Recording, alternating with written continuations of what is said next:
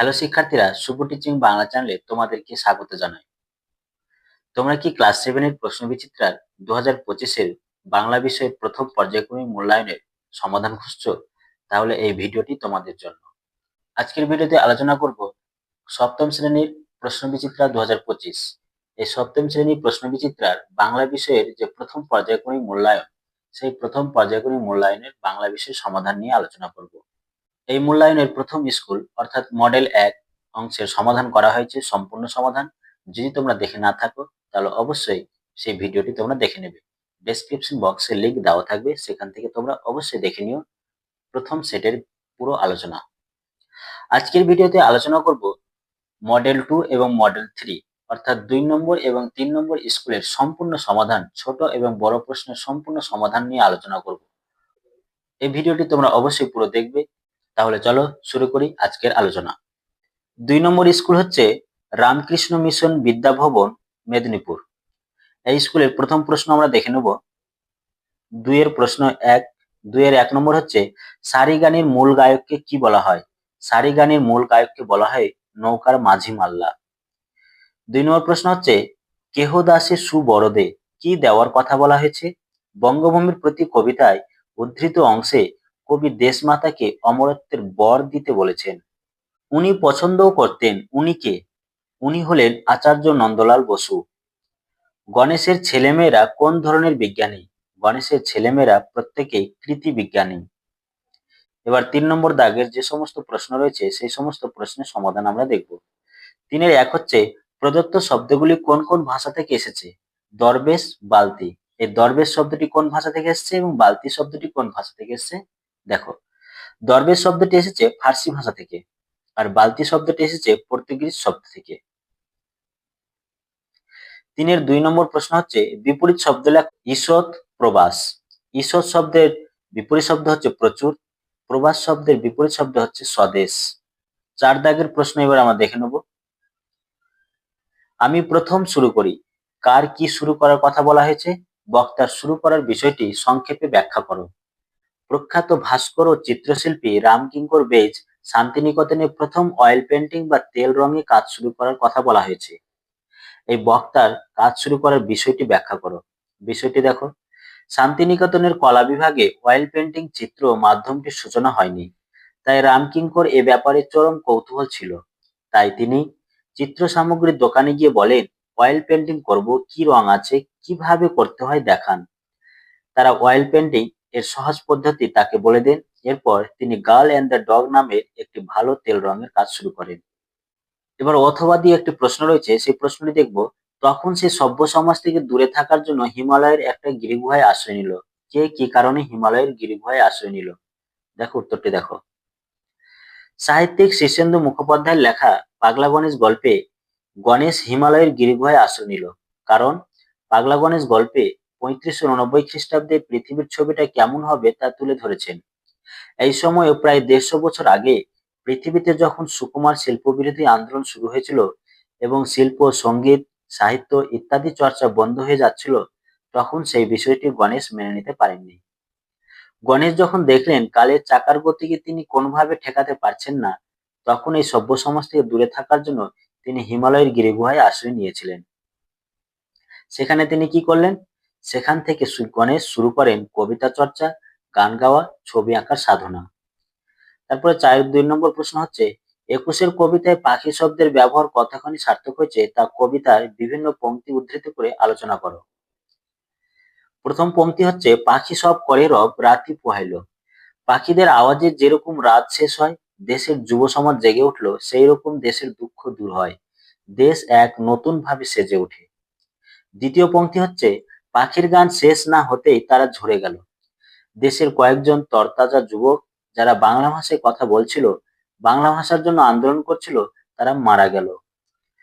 তৃতীয় পংক্তি হচ্ছে সহস্র পাখির কলতানে আজ দিগন্ত মুখর। পাখির কলতানে যেমন চারিদিক মুখরিত হয়ে ওঠে, তেমন ভাবে নতুন যুগের কিশোর যুবকদের কথার আওয়াজে চারিদিক মুখরিত হয়ে উঠেছে।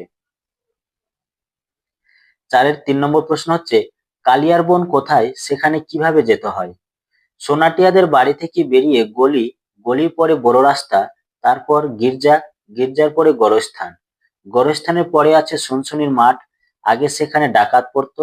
এই মাঠের পরে দূর থেকে দেখা যায় ঘন নীল কালিয়ার বন। সেখানে কিভাবে যেতে হয়? কালিয়ার বনে যাওয়ার জন্য গোরস্থানের পাশ দিয়ে হনহনিয়ে হেঁটে যেতে হয়। পিছন ফিরতে নেই, কেউ নাকি পিছন থেকে ডাকতেও পারে, তাই পিছনে ফিরলেই বিপদ। এবার আমরা ৫ দাগের প্রশ্নগুলো দেখে নেব। ৫ দাগের ১ নম্বর প্রশ্ন হচ্ছে, রাজপুত্র থেকে কি হবে? শূন্যস্থানে পূরণ হয়ে কি হবে?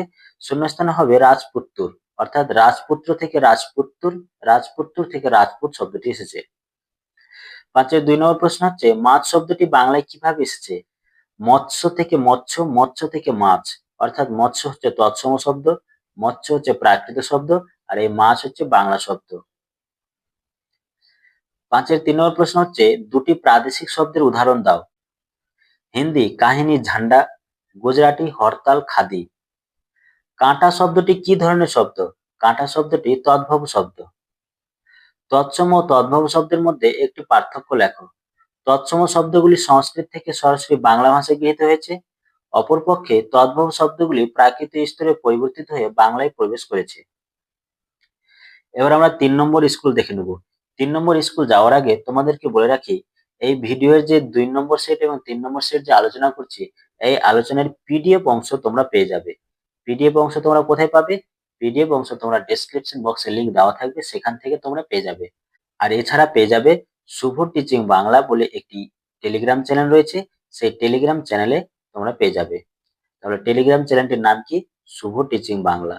এই শুভ টিচিং বাংলা চ্যানেলে, টেলিগ্রাম চ্যানেলে তোমরা পেয়ে যাবে। তাহলে টেলিগ্রাম চ্যানেলটির নাম কি? শুভ টিচিং বাংলা। টেলিগ্রামে যাবে তোমরা, টেলিগ্রামে গিয়ে এই চ্যানেল নাম লিখে সার্চ করবে, তোমাদের সামনে চলে আসবে। না তো তোমাদের আমি ডেসক্রিপশন বক্সে টেলিগ্রাম লিংক দিয়ে দেবো, সেখান থেকে তোমরা দেখে নেবে। ৩ নম্বর স্কিলের সমাধান আমরা দেখে নিই এবার। ২ এর ১ এর প্রশ্ন হচ্ছে, এটা কি নতুন ধরনের কোনো গবেষণা? কে কাকে এই প্রশ্নটি করেছিল? পাগলা গণেশ গল্পে পুলিশম্যান গণেশকে প্রশ্নটি করেছিল। কি কি দিয়ে শিল্পী রামকিঙ্কর রঙের প্রয়োজন মেটাতেন?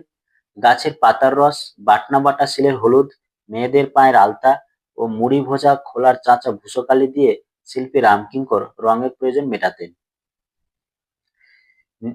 ৩ নম্বর প্রশ্ন হচ্ছে, নিজের প্রথম সৃষ্টির দিকে অবাক হয়ে চেয়ে রইল খোকন। খোকনের প্রথম সৃষ্টি কি ছিল? খোকনের প্রথম সৃষ্টি ছিল কালো রঙে আঁকা একটি অন্ধকারের ছবি। ৪ প্রশ্ন হচ্ছে, কবি কোন কথায় কান দিতে নিষেধ করেছেন? বঙ্গভূমির প্রতি কবিতায় কবি মন্দ কথায় কান দিতে নিষেধ করেছেন। ৩টে শালিক কি করে? ৩টে শালিক কবির ছবি আঁকা দেখে ৩টে শালিক ঝগড়া থামায়।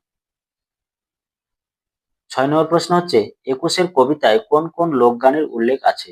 একুশের কবিতায় জারি, সারি, ভাটিয়ালি, মুর্শিদি লোকগানের উল্লেখ আছে। ৭ নম্বর প্রশ্ন হচ্ছে, মাকু গল্পে সোনাটিয়া কোন জঙ্গলে গিয়েছেন?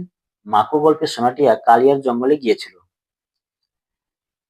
আমরা সার্কাস পার্টির আধখানা, একথা কে বলেছিল? একথা বলেছিল সং। পেন নাম কোন ধরনের শব্দ? পেন নাম অর্ধ তৎসম শব্দ।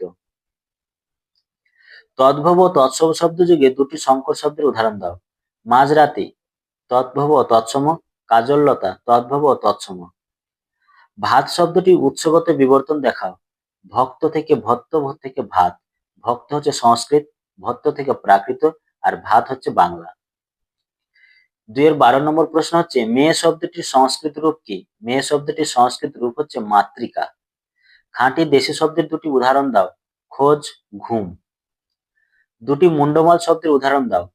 Master of arts M A, লঘিষ্ঠ সাধারণ গুণিতক লসাগু। একটা এম এ আর লসাগু হচ্ছে মুন্ডমাল শব্দের উদাহরণ। এবার ৩ নম্বর প্রশ্ন আমরা দেখে নেব। ৩ এর ১ নম্বর প্রশ্ন হচ্ছে, শিল্পী রামকিঙ্কর ছবির সঙ্গে প্রথম বর্ণপরিচয় হয়েছিল কিভাবে? শিল্পী রামকিঙ্কর জানান, শিশুকাল থেকে তার চোখে পড়তো তাদের বাড়িঘরের চারিদিকের দেয়ালে টাঙানো নানান দেবদেবীর ছবি। তখন থেকে ছবির প্রতি তার আকর্ষণ। শৈশবে দেখা সেই সব ছবি তিনি অত্যন্ত নিষ্ঠার সঙ্গে কপি করতেন। এইভাবে ভিজুয়াল আর্ট বা চিত্রকলার সঙ্গে রামকিঙ্করের প্রথম বর্ণপরিচয়। অথবা প্রকৃতির দৃশ্যের যে বদল অহরহ হয় তা খোকন কিভাবে বুঝলো? একদিন সে দেখলো আকাশে একটা মেঘ হাতির মতো, ঠিক যেন একটা হাতি পেছনের দুপায়ে ভর করে সুর তুলে আছে। খোকন তাড়াতাড়ি তার ড্রয়িং খাতায় ছবিটা আঁকতে লাগলো।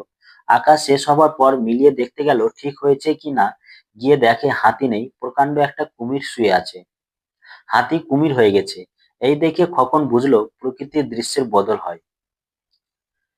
তারপরে 3-এর 2 প্রশ্ন হচ্ছে, সালটা 3589। এই সময়ের মধ্যে পৃথিবীতে কোন কোন নতুন বৈজ্ঞানিক আবিষ্কারের কথা গল্পে বলা হয়েছে? এই সময়ের মধ্যে পৃথিবীতে মাধ্যাকর্ষণ বিরোধী মলম মৃত্যুঞ্জয় টনিক আবিষ্কার হয়েছে। সূর্যের 2টি গ্রহ আবিষ্কৃত হয়েছে এবং জানা গেছে আর কোনো গ্রহ নেই। অথবা দিয়ে একটি প্রশ্ন রয়েছে, এমিনতি করি পদে কবি কার কাছে কি প্রার্থনা জানিয়েছেন? কবি তার দেশ মাতৃকার কাছে প্রার্থনা জানিয়েছেন যেন দেশমা তাকে মনে রাখে। তিনি প্রবাসে থাকাকালীন যদি মৃত্যু হয় বা যদি দেশমাতা তাকে মনে রাখে, তাহলে তিনি যমকেও ভয় পান না। 3 নম্বর প্রশ্ন হচ্ছে, আঁকা লেখা কবিতায় কবি যখন ছড়া লিখতে শুরু করেন তখন চারপাশের প্রকৃতিতে কি কি পরিবর্তন ঘটে?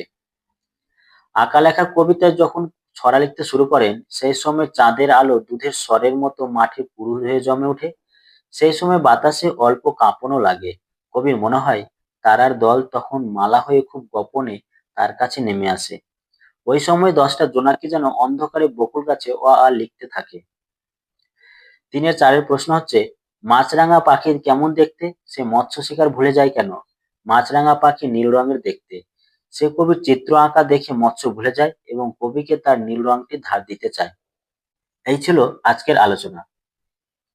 যদি তোমাদের ভিডিও তোমাদের উপকারে আসে তাহলে লাইক দাও, বন্ধুদের সাথে শেয়ার করো এবং আমার চ্যানেলটি সাবস্ক্রাইব করতে ভুলবে না।